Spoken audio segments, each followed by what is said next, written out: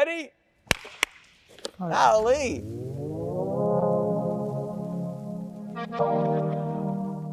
Speaking of film, what are some things you like doing when you watch film? Is there anything that any habits or any things that you have to have in place in certain order, or? You know, I try and have a process where we involve our staff, and then you kind of start macro and then bring it down through the funnel of micro. Okay, what's important? What translates to our guys learning from that game and then being prepared for the next one? Kind of have a handful of categories. What's instructional offense we can learn? What's instructional defense we can learn? What's positive offense, positive defense?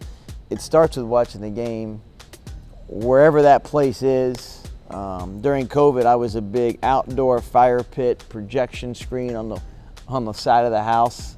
My neighbor is a Penn State football alum. He saw it. He had some advice for me.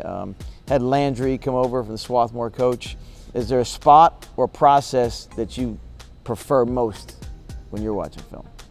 I think I watch film like I used to study. I have to kind of be on my own. Obviously, I rely on my assistants just for their feedback, and we kind of all have different roles with what they're clipping Right. and what they're doing. So I love Kayla Bacon. She's really taken on a piece of it where she shows all the stuff that this is what we're going to work on, offense, defense, but some of the fun stuff she can, Grace O'Neal will go in for a layup and she'll show a scoop of ice cream with her scoop layup, and she'll add Right. something in there just to give some action that applies, and the team loves it. So I love that she's really kind of grown in that area, because that's something I think I did as an assistant trying to make film. We feel like we've been doing it for so long.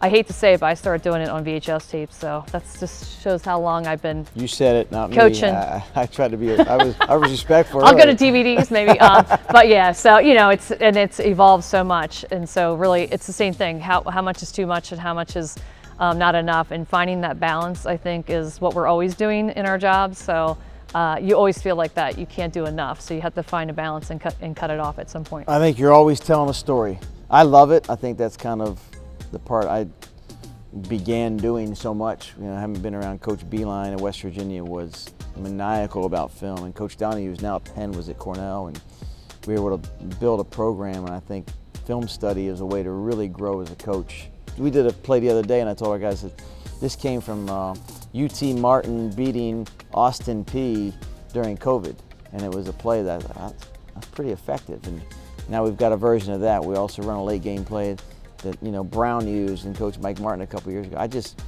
kind of file them away, and you got your own little database of plays, right? Do you have the same?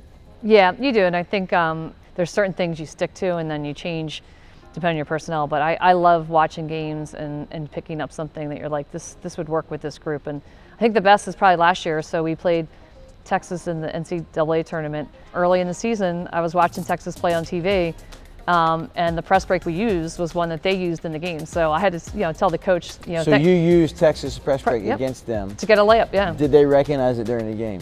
I don't know if they did, but it was funny because after the game I talked talked to. That's some coaching humor right there. Only coaches truly appreciate that. So he laughed about it, but I think those are the things in the game you appreciate, like someone who understands what you're doing and respects what you're doing. But it was a moment again that was fun to share with somebody in what we do. Yeah, definitely.